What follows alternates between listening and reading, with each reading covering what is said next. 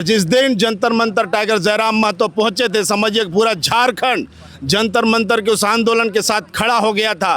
तो ऐसा लीडर चाहिए जिसके अंदर डेडिकेशन का भविष्य अगर सड़क पर रहेगा तो देश का क्या होगा। ये वही छात्र है जो आने वाले दिन में इस देश को आगे ले जाएंगे। उन छात्रों की बात नहीं सुनी जा रही है। और झारखंड में तो करप्शन इतना बढ़ा हुआ है कि हमको लगता है कि दिल्ली के जंतर मंतर से भी बड़ा आंदोलन इस राज्य में होना चाहिए। के माध्यम से सेंट्रल गवर्नमेंट को झुकाने का काम छात्रों ने किया है। हमको लगता है कि झारखंड प्रदेश में भी उसी तरह का आंदोलन का जरूरत है। देश की राजधानी दिल्ली और झारखंड की राजधानी रांची में भी प्रोटेस्ट चल रहा है, लेकिन देश की राजधानी दिल्ली का जंतर मंतर का वो आंदोलन जो है कारगर साबित हो रहा है। आपको पता होगा कि जंतर मंतर में जिस छात्र ने आंदोलन का लीड किया था, उनका जो मांगे थी कि शिक्षा मंत्री का इस्तीफा, वो इस्तीफा हो चुका है। और अभी झारखंड में भी जेपीएससी और जेएसएससी को लेकर जो आंदोलन चल रही है, इसका क्या मकसद है, सत्याग्रह पे बैठे हुए हैं, समझने का कोशिश करेंगे।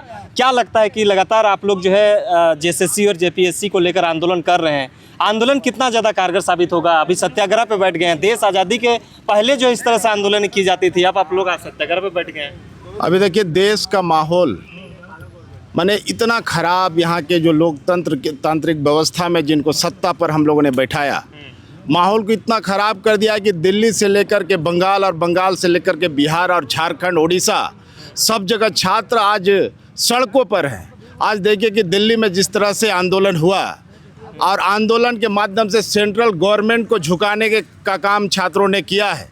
हमको लगता है कि झारखंड प्रदेश में भी उसी तरह का आंदोलन का ज़रूरत है, क्योंकि इस राज्य में शुरू से, जब से ये राज्य अलग हुआ तब से लेकर के अभी तक अगर आप देखेंगे तो जेपीएससी सबसे बड़ा भ्रष्टाचार का अड्डा है।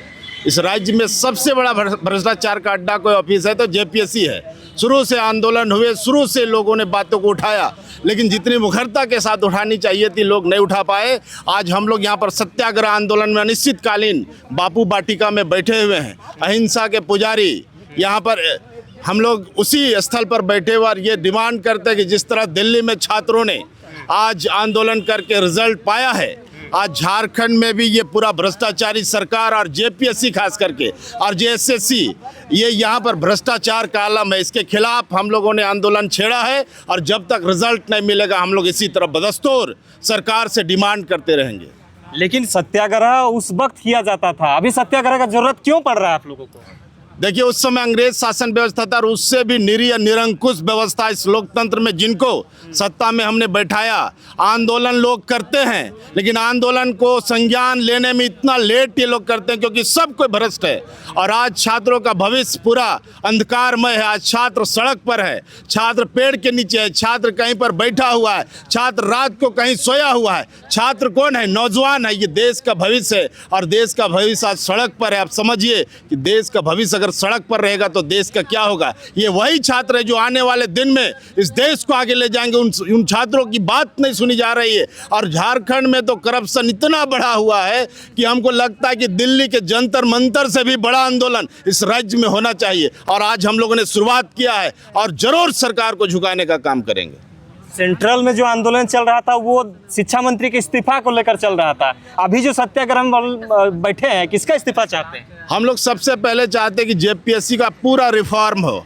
वहाँ पर जितना भी व्यवस्था है, चाहे प्यून हो, चपरासी हो, वहाँ का चेयरमैन हो या व्यवस्था में जितने भी लोग लगे उसको हटा करके फिर से रिकंस्ट्रक्ट किया जाए। जेपीएससी को रिफॉर्म होना चाहिए। और यहाँ पर जो बार बार भ्रष्टाचार होता है और जो पहले भी जिनका सिलेक्शन हुआ है, और हमको लगता है कि जो इस राज्य में जिनको दायित्व मिला था नेतृत्व करने का, वही लोग भ्रष्टाचार में लिप्त हैं। उनके सारे रिलेटिव आज देखिएगा जेपीएससी में कोई बीडीओ, सीईओ और डिप्टी कलेक्टर बना हुआ है। तो उन तमाम लोगों के खिलाफ ये आंदोलन चल रहा है। और छात्र जब सड़क पर उतरते हैं तो बड़ा बड़ा सत्ता हिल जाता है। आप देखिए जिस मोदी को लोग 56 इंची के सीने वाला मोदी कहते थे, वो 18 इंची का हो गया।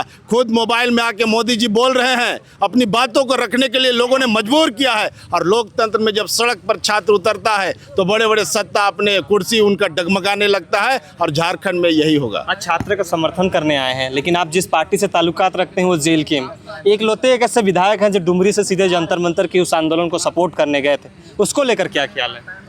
पूरा झारखंड प्रदेश में एक लीडर, एक विधायक आदरणीय टाइगर जयराम महतो जंतर मंतर में जाकर के ताकत देने का काम किया। और जिस दिन जंतर मंतर टाइगर जयराम महतो पहुंचे थे, समझिए पूरा झारखंड जंतर मंतर के उस आंदोलन के साथ खड़ा हो गया था। तो ऐसा लीडर चाहिए जिसके अंदर डेडिकेशन हो, समर्पण हो, त्याग हो, और जो मेहनत करता है और जो छात्रों के लिए इस भविष्य का चिंता एक्चुअल में करता है। आज उनका ओरा बहुत बड़ा हो गया है। आप देखिएगा 2 लीडर जो राजनीतिक संकेत, भविष्य का संकेत दिए हैं, वो टाइगर जयराम महतो और दूसरा चंद्रशेखर रावण। ये 2 लीडर आज राजनीतिक संकेत, बदलाव का संकेत इस देश में होगा, उसका परिचायक बने हैं। तो टाइगर जयराम महतो का इसलिए तो ओरा बहुत बड़ा है कि पूरा हिंदुस्तान उनको वॉच कर रहा है आज के डेट में। मतलब धर्मेंद्र प्रधान के इस्तीफे में भी जयराम महतो का हाथ है। अरे मदद मिला ना, इतना बड़ा यूनिट, इतना बड़ा स्टेट का किसी पार्टी का हेड अगर जाके वहाँ चिल्लाता और अपनी बातों को रखता है। टाइगर जयराम महतो के बोलने मात्र से ही राजनीति बदल सी जाती है झारखंड का। तो इतना बड़ा प्रदेश का डायरेक्ट समर्थन उस पूरे आंदोलन को रहा। और टाइगर के जाने के बाद झारखंड के लातेहार से, गुमला से, लोहरदगा से, गोड्डा से, दुमका से, देवघर से छात्र वहां पहुंचे। यह आह्वान किसका था? टाइगर जयराम महतो का था। इसलिए हम कहते हैं कि टाइगर जयराम महतो इस राज्य की नियति को बदल सकता है। और ये जो भ्रष्टाचारी SCC में बैठे हुए उन तमाम लोग को आज से डर हो जाएगा। और यह अनिश्चितकालीन हड़ताल, ये प्रथम चरण है। जरूरत पड़ा तो यहीं पर हम लोग आमरण अनशन पर बैठेंगे, लेकिन इस बार रिफॉर्म करवा के रहेंगे। और जो दोषी उन पर कड़ी से कड़ी कार्रवाई हो, सजा मिले, उस पर हम लोग काम करें। बहुत बहुत धन्यवाद।